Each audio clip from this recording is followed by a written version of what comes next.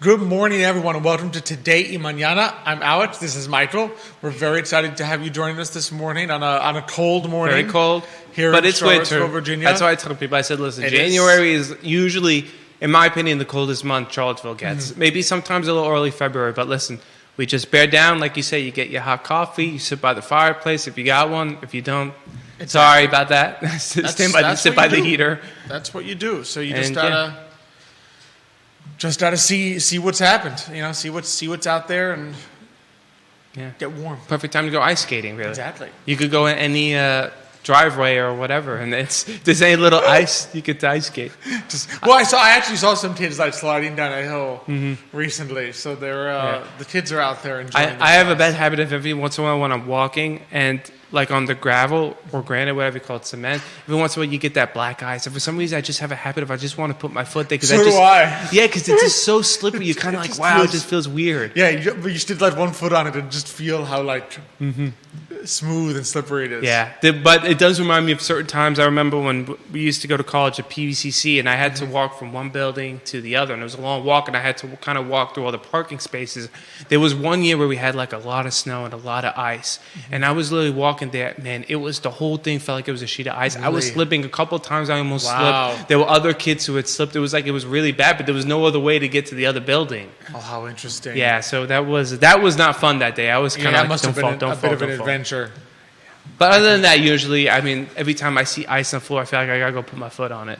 Wow. Yeah. No, I feel it. Now, speaking of people, we complain about the cold. We got Monica Miller from Montana joining us this morning. Good morning, Monica. What negative number is that today? I mean, I don't know what today is, but I think like last week, I mean, you were talking like minus 22. Minus 22. With a wind chill of minus 50. Wow. That's the kind of weather where people like they get like the buckets of water and then they throw it and then it freezes midair. See what happens when it exactly. It's true.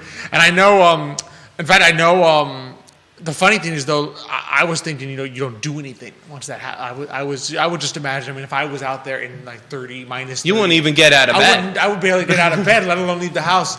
And but I was hearing my in-laws out there that were like, no, everyone still went to the Walmart that was full of people in minus 30 with minus 50. Exactly, a nice little walk, maybe do a little hike. Yeah, a brisk walk. Yeah. We got a couple of people joining us. Sabala Mwanda, thanks for joining us this morning. Bill McChesney, thanks for watching the show this morning. So already people tuning in. They must know that later in the show, we're going to be joined by Matthias Young. It's the big event, Realty. It's the big event. That's why they're watching already. They know. You're putting me on the spot. No. They already know. So appreciate we're going to have him on very shortly. Of course, thanks to Emergent Financial Services for presenting. Thanks to our great partners, Craddock Serious Insurance, Matthias Young Realty, Castle Hill Cider, Forward, Adelante. Thanks to Judah behind the camera. I Love CVille Network set. Appreciate it, as always. I know it's been a while since you and I. Yeah, and I know you wanted to talk about, just briefly touch upon the UVA basketball team.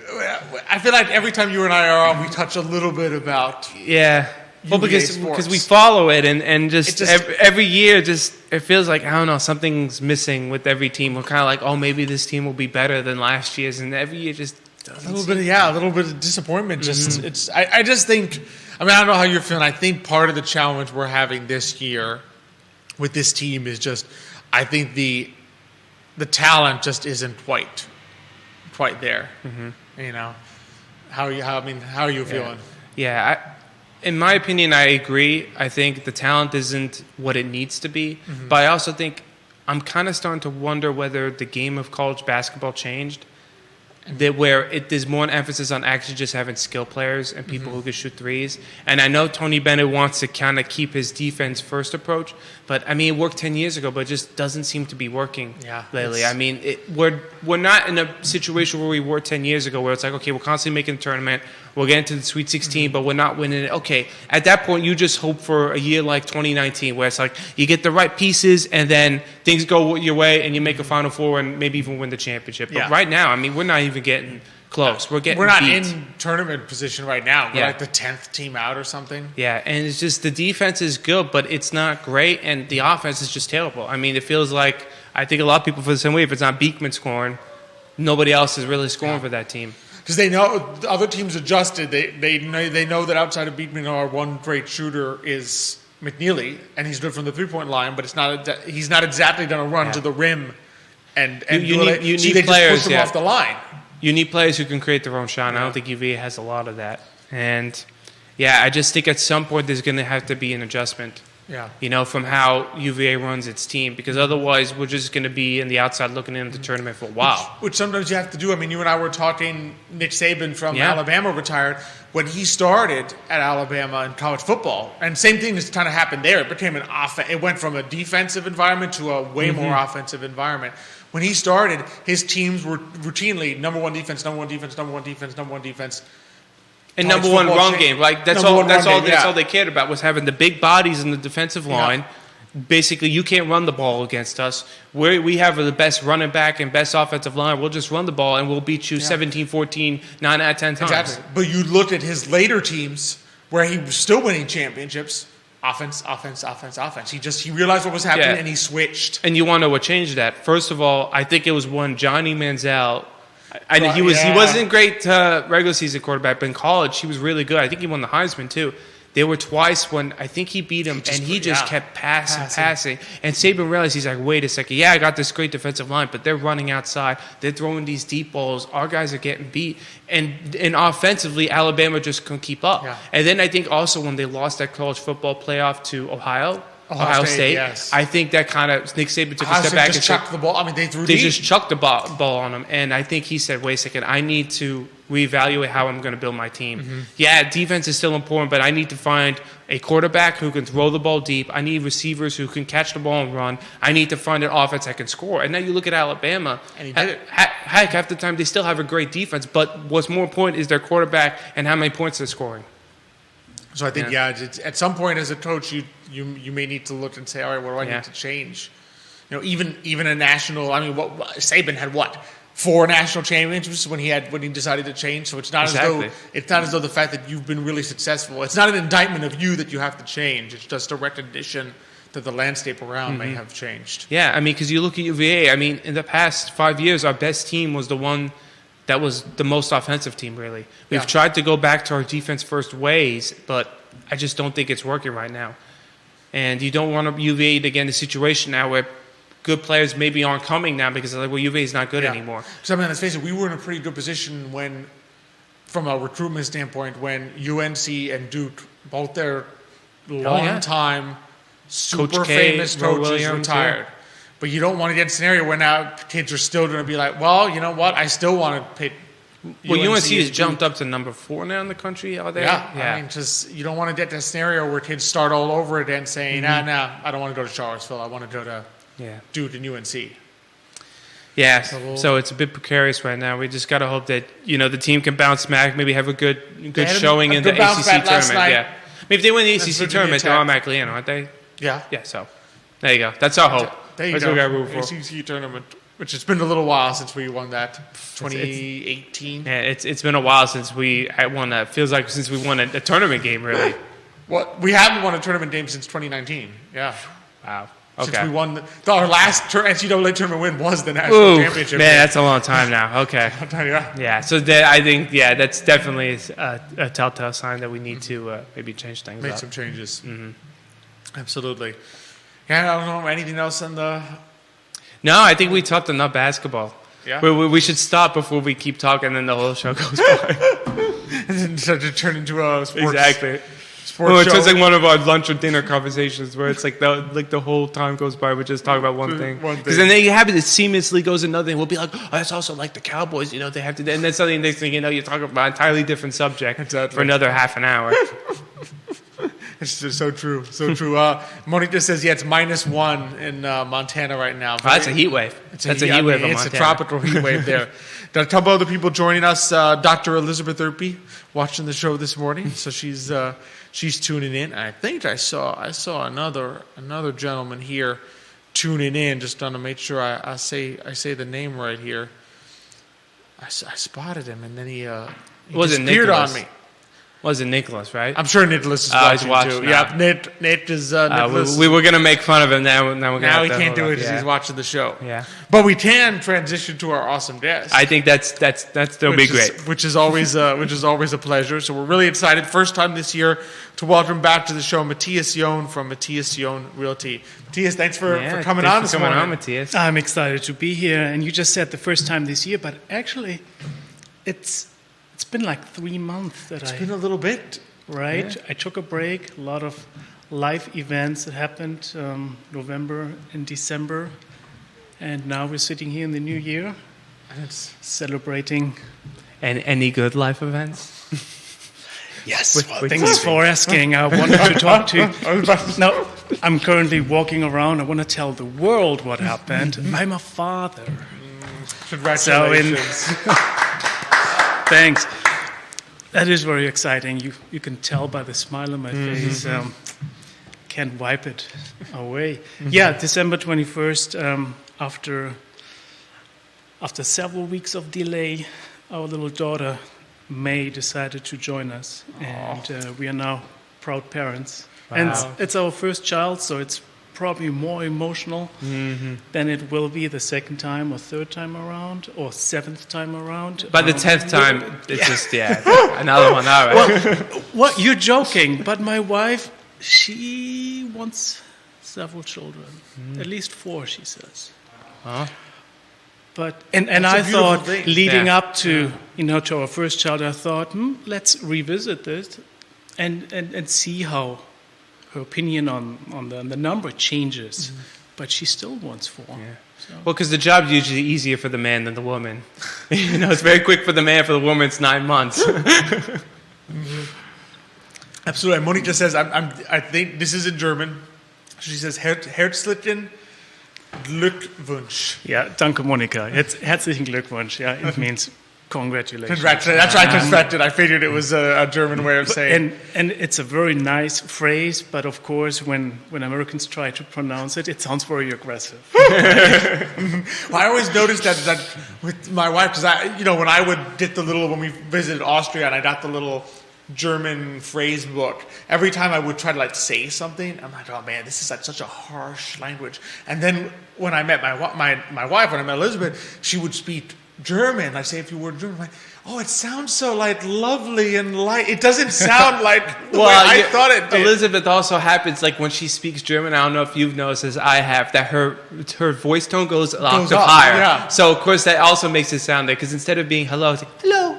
Right, so now it's going up an octave. Reminds me of our aunt. That her voice is entirely different when you talk to her on the phone. Where she has just a normal voice, but then when you get to her voicemail, it goes, "Hello, this is Fran," and we're like, "Wait a second, that doesn't sound like my aunt." Sure, it varies from person to person, but it's a lot of people say it just sounds harsher as a language. And I remember when I was in college in Germany, I studied linguistics for a while. And we had this joke going around about the word butterfly. Butterfly, it sounds very poetic in English, in Spanish, mariposa. And then in German, Schmetterling. And so, quite the same. And in Germany, we don't often think about it. Yeah. But since I'm here in the US, a lot of people, joke about how German sounds, and I partially agree with it. Yeah, it's maybe harder to woo people in German. You look like a Schmetterling or something. Yeah. But it has its own quality to it. That's a little different. But I'm sure it would sound much better if Monica was here saying it in person than me doing it. Well, but the sentiment is there. That reminds us of Xavier. I know Alex knows this whole story that my dad would write every once in a while use Spanish words to describe my mom. And one time he called her a credenza. And my mom was beautiful sounding word. She goes, oh my gosh, what did he call me? This and that. So she goes to the dictionary and meant table. But just in my dad's poet mind, right? Yeah. He was like, the word just sounds beautiful. It sounds beautiful. My mom was like, why did he call me a table? And my mom tells a story about her and her mom, my grandmother, were there half an hour trying to think about why he called her a table. Did he insult her? I don't get it. Why did he say that? And my dad probably didn't even think twice. Like, oh, it sounds good, so I'll call you a credenza. It's amazing, but we're so excited Thank for you. It's Thank just, you. It must be a beautiful thing. I'll bet you it made the Christmas and the holidays just even more beautiful to be celebrating. I mean, I guess May got her first Christmas 4 days in. Yeah, Christmas baby. Yeah, I think you think about the timing, the pros and cons to being a Christmas baby. Sure, everyone is already celebrating, and it's the slow season, you say, leading up to the birth. I thought it's going to be slow in real estate in December. I'm going to just enjoy being around my daughter because the due date was December 2nd, and that didn't happen. She was delayed by almost 3 weeks. She just wanted to be close to Christmas. Yeah. But then, I am not exaggerating, I was in the hospital with Martha Jefferson on the phone because of a real estate transaction. So that the slowdown didn't happen. And it depends whom you ask. Because in my case, it was busy, and I'm very thankful about it. But it shows again that things I plan, in my personal life, don't always work out that way. And then the difficulty of illnesses going around, around Christmas. So our pediatrician told us to be careful and kind of distanced, but to try to celebrate Christmas with family, which we ended up doing, even though it was not the same experience because we did have to stay away from relatives, always in a different room and so on. Yeah. And you can guess it, we all got sick. We were cautious, but still, first it was me, then my wife, and we thought our daughter will dodge the bullet, but then she got a cold too, and it's always scary with a newborn.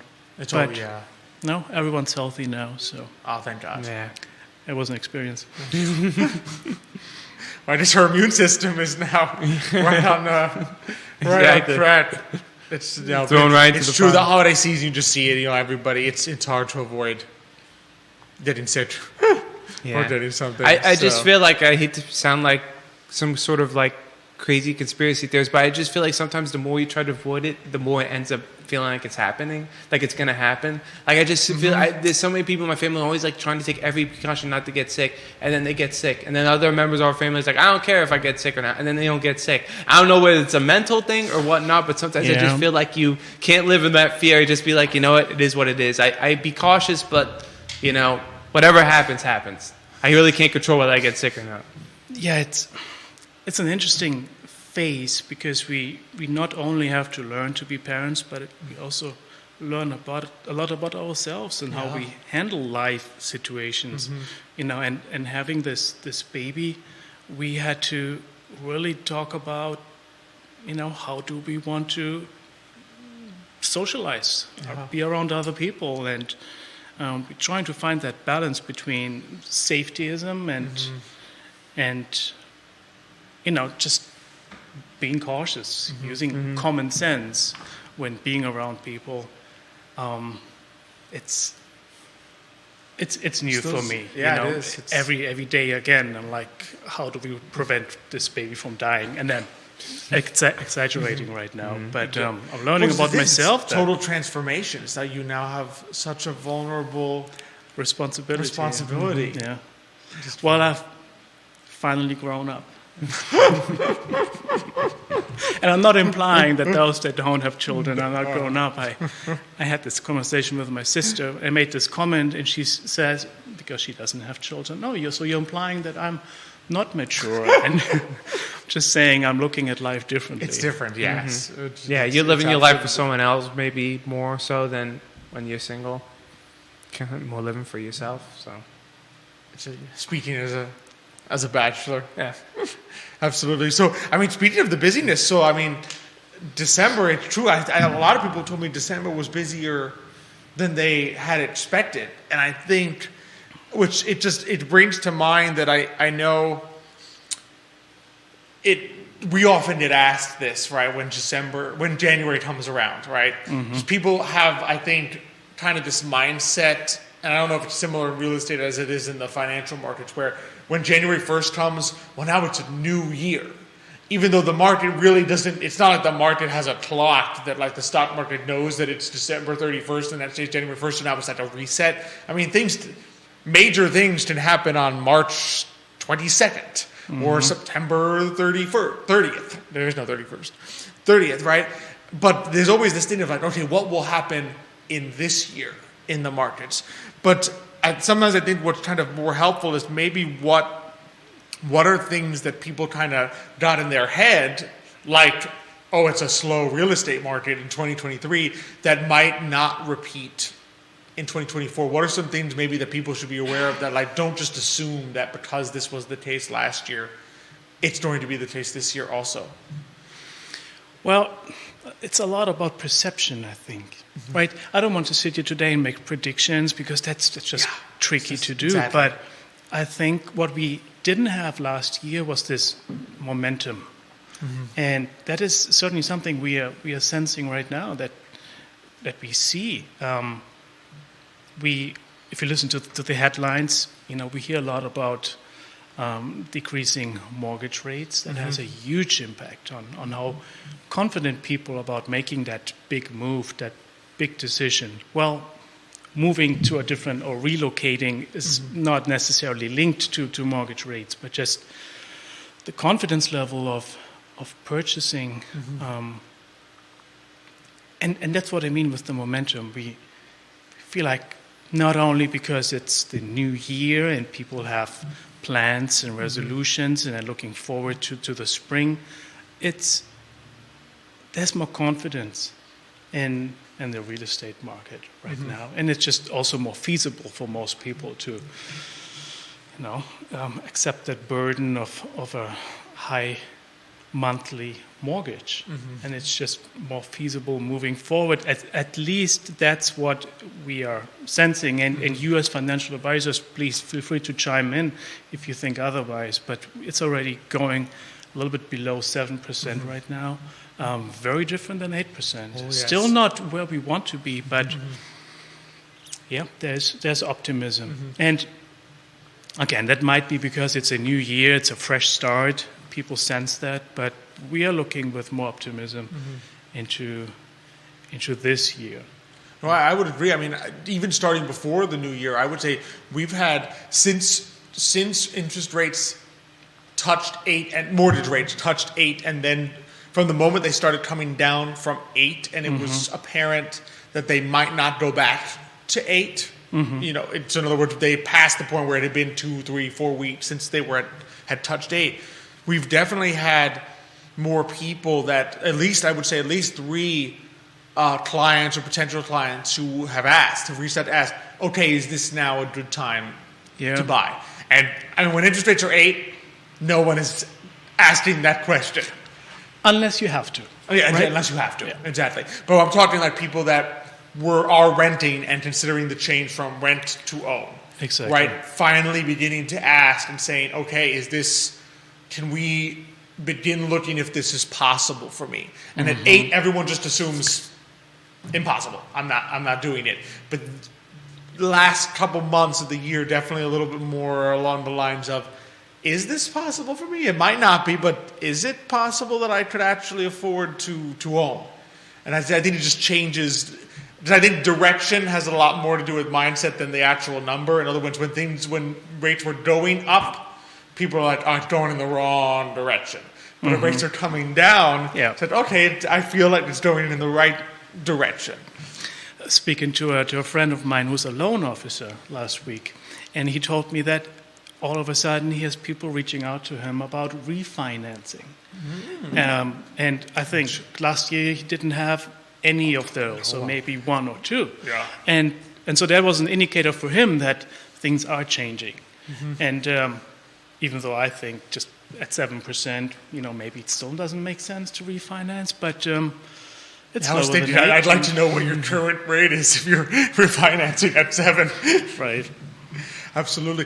Have you noticed, so I mean, that's kind of the buyer side. Have you noticed any change in sentiment on the seller side? Because we had talked earlier about the fact that obviously 80% of homeowners in the United States are sitting on a mortgage rate of 4% or less from the last time they did it. So have you noticed any changes in about that of people who previously said, there's no way I'm selling because I have to get a new mortgage at 8 to people saying, maybe I'll think about it? Yeah, I think generally speaking, the lower the rates, the more likely they're going to sell. And that's what we are all counting on. The seller's incentive to sell is a big part of the conversation. And so we are hoping that will happen, but we also see, people reaching out to us and at least discussing selling their home or listing their home already. People are at least strategizing already. And then all those are good signs for, maybe a very active spring market. If the rates continue to drop, that will happen. Yeah. What do people typically do? I'm just curious, because you said obviously December was busy even doing some transactions, but what do people typically do in your industry in that kind of January, February window when the spring market hasn't really, become busy yet? They go on vacation. And things are a little bit different. You have those patterns in real estate, or let's call it the seasonality of the market. You have a spring market, and then people talk about a fall market as well. And then in between, you have real estate transactions. It's just not considered the busy time. And then during the pandemic, those patterns didn't exist at all. And now, in the aftermath of COVID, we saw that in 22 and then last year as well. It was not really predictable. It was just this constant. Well, depending on which side you were, it was either good or bad. But there was less of a peak to be observed throughout the year. And this year seems to be similar because it's a very strong January. No matter who you ask in the industry, we are relatively busy compared to beginning of the year, just 5 or 6 years ago. It certainly is different. And while that is exciting, it also shows that we have to be careful with our predictions moving forward. Yes. Let's blend out the noise a little bit, the sensational headlines, and focus on the facts. And it looks like right now we're having a strong start of 2024. It's always how interesting that happens. I mean, we talk about it all the time, and Xavier likes to say that history doesn't repeat itself, it rhymes. So in other words, things which appear to be always the same are never quite the same. And it could be that, for 20 years, you had a strong seasonality, and then you might have a period where it's just not there. Something has changed, which you could point to 10 different things and think that each one of them might be the factor that has changed it, but the result is that something has changed. And you might still see seasonality. It's not that seasonality goes away and it's a flat line, right? But it's different than it was before, even if it kind of resembles it. And I think what plays a role specifically in this year is that a lot of people are sensing that the third and fourth quarter of the year might not be as advantageous as the first 2 quarters because of the elections. And again, it's more complex than that, and I'm not suggesting that lower interest rates are necessarily, linked to the election coming up. But there are dynamics to consider, and I had several clients tell me that if they make a move, they want to make it, in the summer or before the summer, and probably not end of the year. And time will tell if that holds. But it's certainly interesting, and that's different to the previous years, of course, because we have the election coming up. Exactly. There's always uncertainty. I think people. We talked about this with business, right? That businesses change their behavior when faced with uncertainty versus certainty. It often pops up when there's going to be a tax law change, when let's say there were several periods where tax cuts were going to sunset, and so Congress had to vote to reauthorize the tax cuts or else they would go up. You saw changes in business behavior in the year prior to, because they said, I don't know what the taxes are going to be next year. And anytime there's like a short-term scenario where businesses don't know what's going to happen, their behavior changes. You do things this year that you might have waited for. And I think individuals can sometimes be the same. In other words, they sit there and say, there is an uncertainty factor that's going to play in to the last 2 quarters of this year and the first quarter of next year. I might need to change my ordinary behavior because I don't want to be making major life changes in a period of uncertainty. Right. So big decisions like buying a house or selling a house are not always only driven by interest rates, right? They're also emotionally driven. And so it's interesting to see how the psychology behind world events. I mean, we know about the wars happening. There's a lot of uncertainty that we all feel to a certain degree, and that has an impact on the decisions we make. You're financial advisors. Do you talk about this a lot? How much does the war in Gaza and Israel, for example, influence people's decisions in your day-to-day work? Yeah, I mean, you've seen it with the individuals as well. Yeah, it's funny how you talk about the psychological effect, and that's very true. Like when you see how people decide whether they want to, we've talked about it, like save their money because they're worried about something in the future, or they're like, no, I want to go big into this sector because they want to be predictive about what might happen. It's always tricky, and you always have to kind of try to balance the line between, you don't want to just be so afraid of what the future might bring that you don't do anything, but at the same time you also want to appreciate that people are nervous and uncertain. And like you said, elections are that. I mean, no matter how the outcome is, there's going to be 2 very different ways the country's going to go. And people are prepared. It's not like, well, it doesn't matter if this person wins or that person. No, it does matter to an extent. So you have to be prepared one way or the other.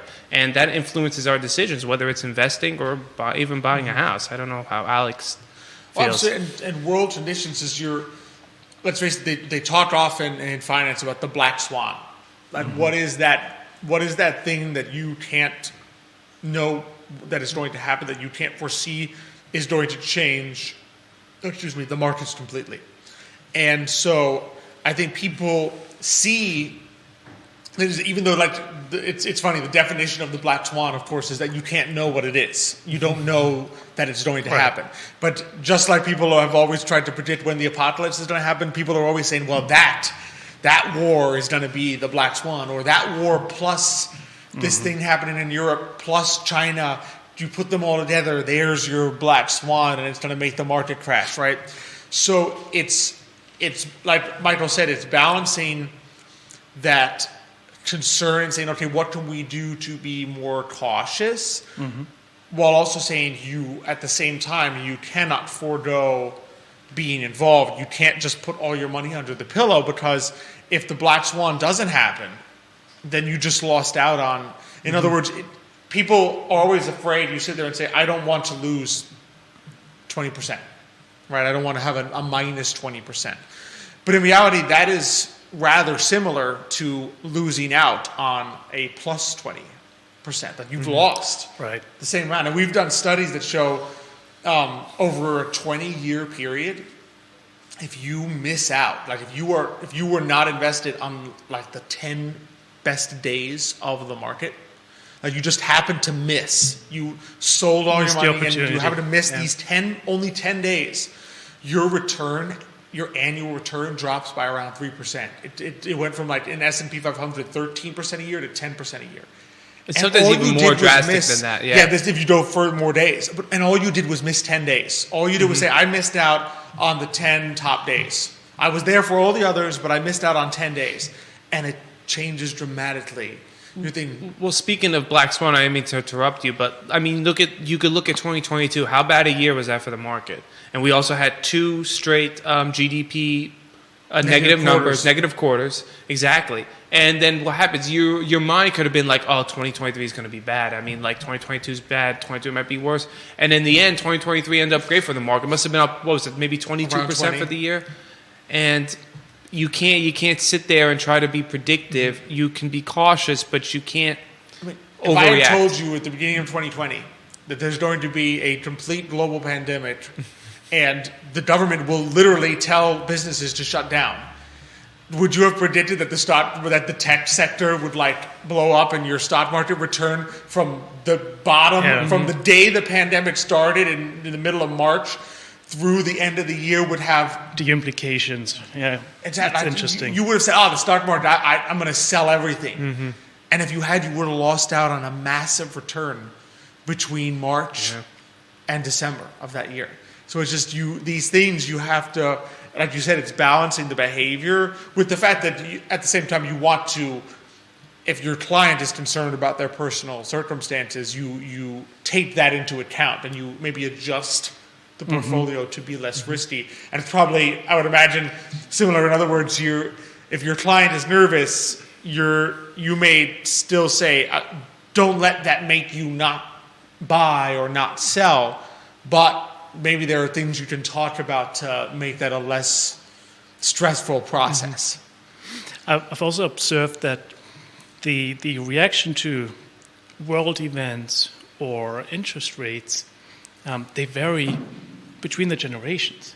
Like we all in a similar age bracket, right? Well, you're slightly below 30, I think, but we are in our 30s, and when we hear of 8% interest rates, we think that is sky high, right? And not to downplay wars happening on a world level, but we perceive them as catastrophic as well, right? And so when I speak to older people,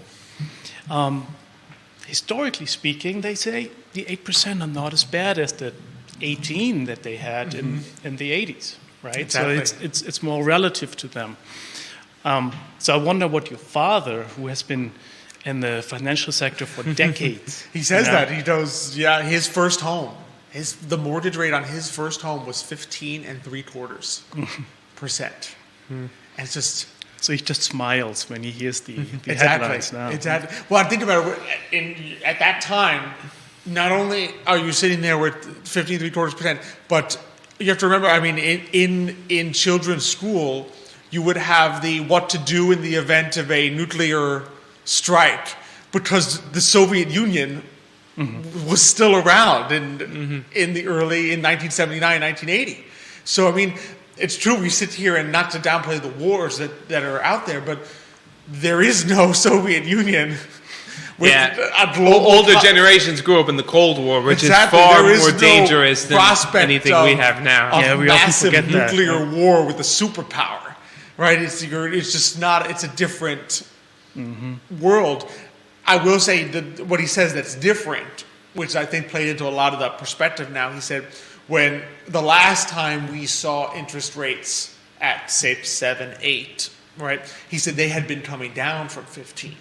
So you saw, he said, you kind of had this element of optimism, like yes, interest rates were 7 or 8 in the early 80s, mid to late 80s, but they had been coming down from 15. So people kind of had this sense of optimism, and they had this sense of, okay, this is now my time to enter. Whereas when we saw 6, 7 this time, they had been coming up from 0. So there was this sense of, oh my goodness, this is awful. I was at 0, or my last, mortgages never hit 0, but the base rate, the discount rate at the Fed had been 0. And we have clients that are sitting there like 2.75% mortgages, and now they're seeing 6. It's oh my goodness, this is terrible. And so maybe this year what we're seeing is kind of that back to that 80s vibe. In other words, yes, is 6.5 and the potential for 5.5, is 5.5 much higher than 2.75? Yes. But 5.5 doesn't look so bad when we were at 8 in October. So that kind of direction may resemble that late 80s feel again, to say, okay, yes, interest rates are still high relative to 2010, right? The 2010s. Yeah. But they're not as high as what I just saw 4 months ago, and it's a different scenario. It shows again, it's always about perception and perspective, right? and that reminds me of something I've been thinking about recently. And sure, we all have our resolutions for the new year, right? But I sat down with my wife and we talked about how, what we want to do differently in the new year and how maybe our values have changed. We just like to write things down at the end of the year on December 31st and then take those notes out again the next year and to see how plans have changed or our values might have differed. And obviously with becoming parents, a lot of changes Absolutely came with that. But it also showed me my perspective. Now, it doesn't hurt to sometimes reevaluate a little bit because I noticed something interesting. I think it was last week there was a newspaper article in the Daily Progress about the owners, the family behind Arepas. Arepas on Wheels. Yes. Do you remember? It was early of the year. There was this really nice newspaper article about them where they interviewed them as well. And they talked about their journey, how they left Venezuela and came here. And actually, they quoted them in that article. And I think it was her, the mother, who said that Charlottesville is a noble town. I can't forget that quote. It's a noble town. And then she went on to talk about how friendly and nice the people are and how it's the perfect place to raise a family. And sure, we always talk about how Charlottesville is a great place. We know that. We believe in that. But, and here's the but, this year it's going to be 10 years 10 years ago that I moved from Munich, Germany, here to Charlottesville. And I noticed, and that's what I'm referring to, that with that perspective and mindset change, that I've become complacent too. I find myself complaining a lot about what's happening on this local level, this microcosmos that we have here in Central Virginia. And sure, we all know we just have to go on Facebook or Reddit to read the really negative quotes and opinions, and it gets really controversial and it gets toxic sometimes. And I'm guilty of that too sometimes. I complain about the city council, right? We complain about things that affect us on a daily basis. And it's worth remembering how fortunate we are too, right? And that family moving here from Venezuela just reminding us of what a great town and what a great society we live in. Beyond all the problems that we are facing, we all have struggles, and the city of Charlottesville certainly has struggles too, challenges that we face. But it was, for me at least, a reminder to, perspective. I think it's a reminder that you can work to make things better while still being grateful for what we have. Our father says it about the country as a whole all the time. It's like, yes, there's it doesn't mean that there aren't things to improve in America, right? But he's like, he came from communist Cuba, right? And it's like, we have it so good here, compared to where so many people in the world have to grow up. You can work to change your communities here. And in places like Cuba and Venezuela, you can't. It is what it is. You can't do anything about it. So you have to be grateful while working to help fix the problems, but to also step back, like you said. And sometimes it takes that. It takes reading someone who came from some struggle to be like, yes, you know what? I'm lucky. I'm lucky to be here right now, to be in Charlottesville and to be where we are, because not everyone is as fortunate. It sounds cheesy, but isn't that a nice transition into talking about 2024? It is in our area. It is. It's the kind of thing you kind of need to be reminded of going into a new year. There's a great quote from G.K. Chesterton, the British writer from the early 1900s, and he said that the new year it's not about the opportunity for the calendar, it's about the opportunity for a new you, to see things in a new way and to improve yourself, right? To have a new soul, because the calendar changing doesn't mean as much as have you improved as a person, and do you maybe see things in a new way? And certainly having a beautiful baby girl changes the way you see the world.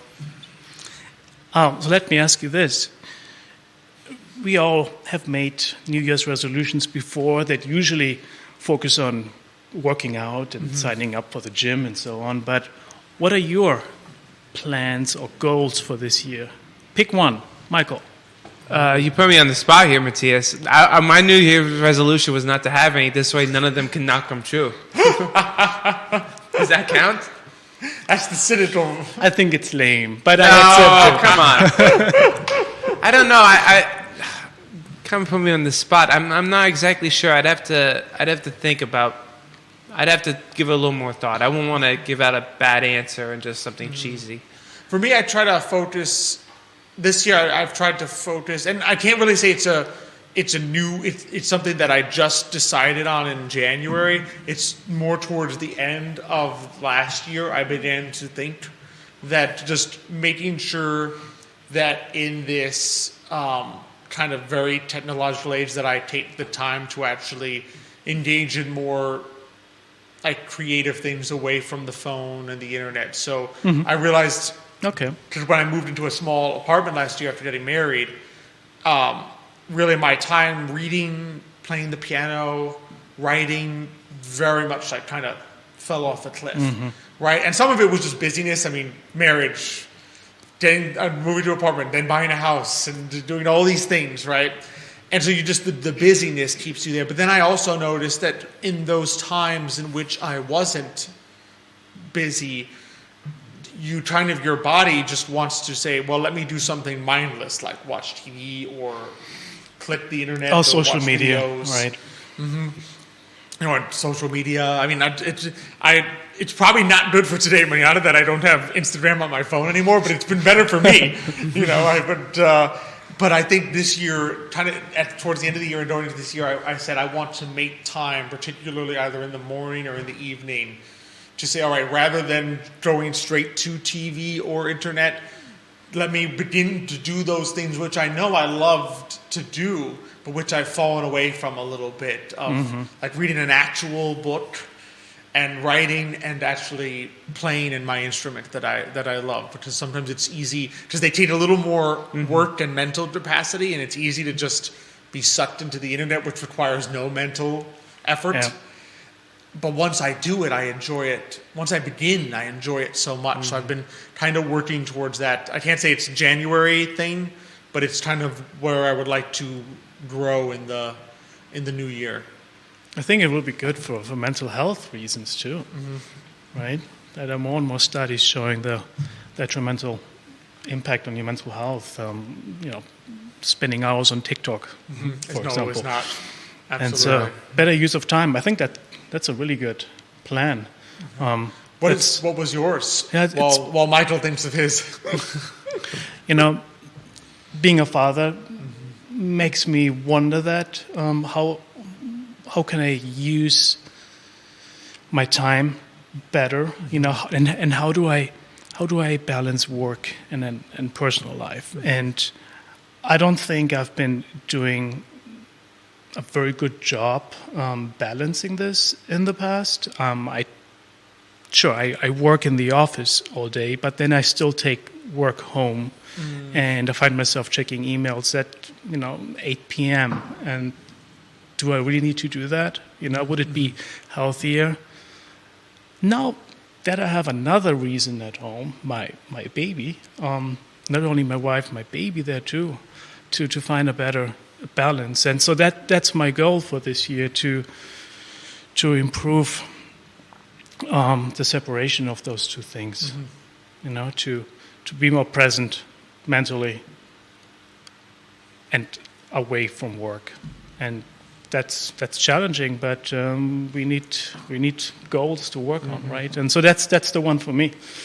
Yeah, that makes a lot of sense. So, I mean, I've read it's funny, maybe just being entrepreneurs, as we are all in a sense, right? You do want to be there for your clients all the time, right? And there's that pressure to I'm more competitive than the next time because I'm there for you and I will answer this email in 30 minutes, and I will answer the phone at lunchtime, right? But I'll never forget, you call your doctor, who's probably, I mean, if you're calling the doctor, it's important, right? You could argue that your doctor is probably even more important than your financial advisor or your real estate agent, your health. Definitely. You call the doctor, and it's 12:30, and I don't know about yours, but I told my doctor, they're on lunch break. And they're like, yeah, he'll call you back when he gets back. And it probably won't be today. Right? And if it's an emergency, and we accept it too. And we accept it because we say, oh, it's important, but yeah, he needs his lunch break. Yeah. Right? And so, but it's, in a way that I think there's a pressure as an entrepreneur to not do that as well. But in reality, there are times when you can serve your clients better if you aren't worn out by checking their emails at 8 p.m. It's finding that balance of like being there for your clients, but also making sure that you have your own life too. You're not a slave to them. And it's difficult. I pride myself to be good at communicating. And as you said, that's our job. Maybe it's one of the main aspects of what we do as entrepreneurs is to be available, to answer questions, and to be great at communicating. But where is the cutoff line? What time is acceptable to not answer to the email anymore? And I don't have the answer yet, but I'll have to find out. So that's my resolution. But it sounds like we all have similar aspirations for 2024. I think so. But I'm looking forward. I think it's, you have to go into it with a positive, as you are, like a positive aspect. These are good things that can happen. And yes, there's going to be challenges, but you can't worry about them. You can't let it affect you in a negative way. That was a nice closing statement. Thank you. I appreciate it. Yeah, no, it's been good. I always enjoy these conversations. It's just we talk about so many different things. Yeah, with Matthias, you even just go beyond just the business part of it, just the mental part, and I enjoy just kind of like the entrepreneurial side, but also just kind of, I don't know, a relaxing time to just talk about our thoughts and our feelings. It's almost like a psychiatric session a little bit. So it's our monthly meeting with Matthias. It's like a therapy. Therapy, there you go. It's the weekly group session. Exactly. But why is there a camera? That's not appropriate for a therapy session. Judah's kind of like our therapist. He's like taking notes on everything we say. So, this was a little concerning. We're going to have to check back on that. Why did Michael not have a good answer to that question? But we got a couple, and we still have people joining us. Howard Gorton, thanks for watching. Griff Shawsey, thank you for joining us this morning. Lucrecia Morales, right here, sombreros on the downtown mall. Like in the post. Appreciate that. Really appreciate everyone who tuned in this morning. Really appreciate having you on. It's always a pleasure. And remind us, obviously it's been a little bit. Remind the viewers if they are seeing things change, or they're like, okay, I really do need to reach out to a realtor to talk about that. What's the best way to get in touch with you? Best way would be just to text me. Or send me an email, call me. Most people prefer email or text, and let's just have a conversation, right? It requires a lot of discussion and planning and strategizing, but that's what we're here for. So I look forward to that. And I will say from personal experience that it's good. It's always good to talk, even if you're not immediate, right? If you're not saying, okay, I want to put my house for sale next week. It's still good to talk to someone like you, to just begin to that strategizing and understanding what goes into it.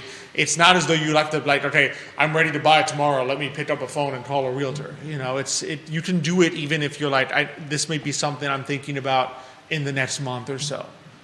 Right. So oftentimes those phone calls come with a sense of urgency, and it's emotional for most people, but.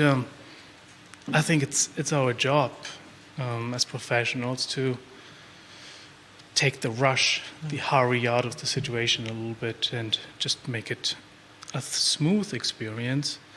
And also tell people that, we might want to start talking about it right now, but it doesn't mean that we have to take action tomorrow already. It's just starting a conversation, and that's what I believe in.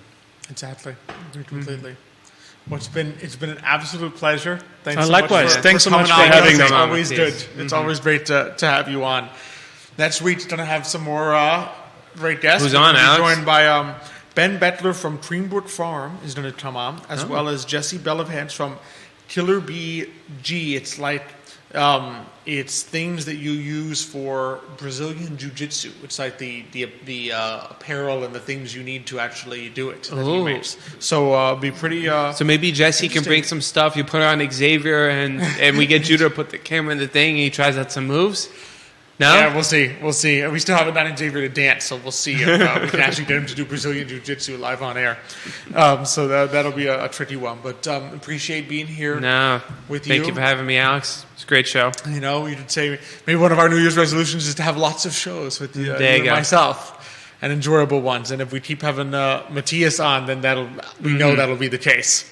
Absolutely. We know we'll have some enjoyable and shows that really just we learned a lot and have a great time. So really appreciate it. Really appreciate everyone who tuned in and watched this morning. We had, I think I also saw someone from as far as we had from New York all the way across to Montana joining us this morning. So we spanned almost the entire U.S. We spanned the U.S. this morning.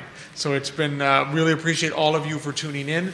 Thank you all so much. We look forward to seeing you next week. Thank you, Judah, behind the camera, making us look good. Thank you, I Love CVille Network. Thanks to Emergent Financial Services, Matthias Realty, Castle Hill Cider, Craddock Serious Insurance. Thank you all. We look forward to seeing you next week. But until that time, as we like to close it out, hasta mañana.